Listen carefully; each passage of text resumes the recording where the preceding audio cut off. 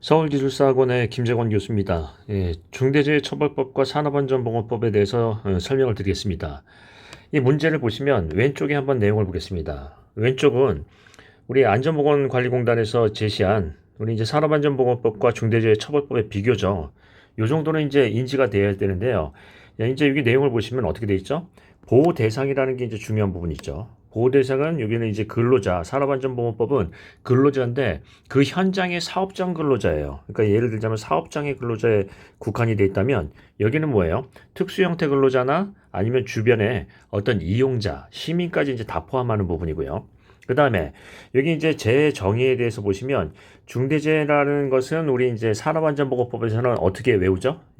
우리 보통 이제 중처법에서는 1, 2, 3 이렇게 외우죠. 1, 2, 3. 자, 1, 2, 3. 사망자 1인, 부상자 2인, 그 다음에 직업성 질병자 3인. 1, 2, 3, 1, 2, 3 이렇게 이제 외울 수도 있는데 중대재해처벌법에서는요. 1, 2, 10. 중대재해처벌법에서는 1, 2, 3. 그 다음에 산업안전보건법에서는 1, 2, 10 이렇게 이제 얘기하죠. 동시에. 자, 그리고 이제 의무 내용을 보겠습니다. 중처법에서의 의무 내용은 뭐죠? 안전보건관리체계 구축, 체계 구축하고요. 그 다음에 재발방지 대책의 수립, 재발방지 대책의 수립하고요. 행정기관의 어떤 시행에 대한 이행조치, 시정명령에 대한 이행조치하고요. 그 다음에 마지막으로 법령에 대한 의무이행, 법적 의무이행에 대한 부분을 얘기하고 있는데 저번에 이제 시험 문제에 나온 부분은 중대재해처벌법에서 중대재해와 중대시민재해가 어떻게 되느냐 하고 그 다음에 의무 내용이 어떻게 되느냐 하는 건데 그게 그만큼 주요 골자라는 거예요. 그러니까 재해 정의하고 의무 내용이 주요 골자다. 그래서 이제 이 내용이 들어가야 되겠죠. 자, 그 다음에 이제 처벌 수준에 대한 부분은 우리 보시면은 산업안전보건법 위에 이제 산업안전보건법에 대해서는 얘는 뭐예요? 상한형인가요? 하한형인가요? 상한형이에요. 상한형. 상한형이라는 거는 이제 7년 이하의 징역이라는 건 무슨 얘기냐면 징역을 안 갈 수도 있어요. 이 법의 맹점이 뭐냐면 지금까지 징역을 산 사람이 없다. 자, 그런데 이거는 이제 중처법은 상한형이죠. 최소 1년 이상이라고 했으니까 1년 이상은 사고 치면 살아야 돼요. 그러니까 그런 부분에서 조금 더 문제가 있고요. 그 다음에 법에 대해서 법 집행하는 행정제재기관이 어디예요? 산업안전보건법은 고용노동부죠. 고용부지만 중처법은요. 법무부죠. 법무부니까 법무부 하면 무섭죠. 강제법이 있으니까 그런 부분에서 얘기를 할 수 있겠습니다. 자, 그러면 요 내용을 이제 밑에 정리한 걸 보시면은 또 이렇게 이제 정리를 할 수 있어요. 근데 요거는 이제 간단하게 뭐 어렵게 하지 말고 간단하게 한번 정리를 한번 해보겠습니다. 옆에도 한번 정리를 한번 해볼까요? 먼저 이제 산안법, 산업안전보건법 하고요. 그 다음에 중처법, 중대재해처벌법. 이제 이렇게 이제 두 개를 비교를 하면 산업안전보건법에서는 그 적용 대상은 어디까지인가요? 대상은 여기는 이제 사업장 근로자죠. 사업장의 근로자에 국한이 된다. 근로자에 국한이 되죠. 그렇지만 중처법은 뭐예요? 불특정 다수예요. 예를 들자면 특수형태 근로자나 시민까지 포함하는 거죠. 불특정 다수라서 여기 이제 근로자에다가 플러스 시민까지 포함한다는 건데 예를 들자면 이용자까지 포함한다는 거죠. 예. 자, 그다음에 이제 적용 범위를 보겠습니다. 적용 범위를 보시면 적용 범위는 여기는 어디요? 산업재해까지만은 적용하지만 여기는 불특정 다수의 이용자까지 하다 보니까 산업재해하고 그다음에 시민재해까지 포함한다. 시민재해까지 한다. 그래서 주변에 이제 어떤 재해를 일으켜서 이용자나 그 옆에 이제 통행자나 이런 부분에 피해를 입혔다면 그것도 이제 한다라는 거고요. 자, 처벌 대상은 어떻게 되느냐? 산업법에서는 이제 경영사업, 사업주에 대해서 이제 얘기를 하고 있는데 법상에 이제 사업주가 그 사업주에 대한 어떤 권한 대행을 안전보건관리 책임자가 하니까 실은 안전보건관리 책임자가 하는 거죠. 보건관리 책임자. 그래서 관리 책임자가 벌을 받아요.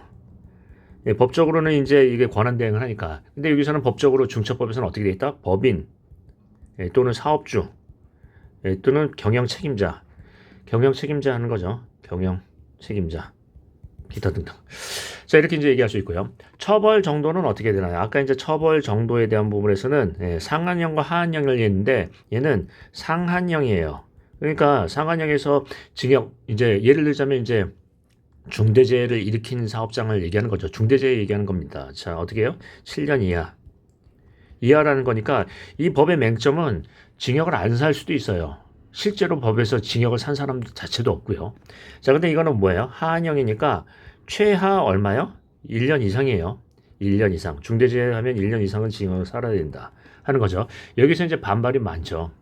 자, 그 다음에 이제 손해배상에 대한 부분. 손해배상은 어떻게 된다? 배상은 여기는 없지만 여기는 어떻게 해요? 최대 5배 징벌적 손해배상이 있어요. 최대 5배 징벌적 손해배상이 있다는 거고요. 행정제재 기관은 누구예요? 행정제재 제재 주체. 제재에 대한 제재 주체를 보시면 여기는 고용노동부, 여기는 법무부죠. 강제적이다 하는 거예요. 자, 이제 그리고 이제 대상에 대한 부분에서 보면 산업안전보건법은 전체 사업장을 얘기하지만 중대재해처벌법은 5인 미만의 사업주에 대한 부분, 사업장의 사업주에 대해서는 제외를 하고 있다 하는 거예요.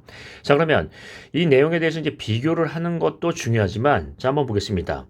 어떤 그 발전 방안이나 의견, 또는 이런 부분을 이제 내야 되겠는데, 기술사라면, 자, 이런 부분 한번 해볼까요? 자, 첫 번째, 이거는 이제 제 의견일 뿐인데, 기술사에서는 의견 제시가 필요하다는 거예요. 자, 예를 들자면, 근로자는 근로자대로 불만이 많아요. 이게 시행이 잘 안 되고 있다. 아직까지도 이제 중처법에 대한 부분에서 법적인 게 중처법 처벌 대상 1호가 어디냐. 아직까지도 이제 말이 많고 안 하고 있죠. 그래서 시행이 잘 안 되고 있다라는 거고요. 사업주는 뭘 얘기를 한다? 사업주에 대한 어떤 경영 의지를 저하시킨다. 의지를 저하시킨다라는 거예요. 저하시킨다. 아니, 구속을 시키면은 어떻게 일을 하느냐 하는 얘기죠. 그러면 여기에 대해서 개선 방안은 어떻게 될까요? 즉 현행의 어떤 법적에서의 우선 예를 들자면 처벌 수위에 대한 어떤 문제점, 수위에 대해서 문제점이 있다고 한다면 어떤 문제점이 있을 수 있다? 경영주의 경영 의지 저하에 대한 어떤 문제점과 개선 과제는 어떻게 얘기할 수 있어요? 예를 들자면 법적으로 어떤 법적으로 개선할 수 있다는 거죠. 예를 들자면 투 스트라이크 아웃제, 삼진 아웃제 이런 걸 쓰자는 거죠. 예를 들자면 이런 얘기죠. 동종의 어떤 재해가 산업재 우리가 얘기하는 중대재해가 일어난다면, 즉 예를 들면 3년의 2건 연속 또는 5년의 2건 연속이 생기면 그때서부터 어떻게 한다? 징역을 한다. 처벌을 한다라는 유예를 두면 어떨까요? 즉 이 법의 취지가 뭐죠?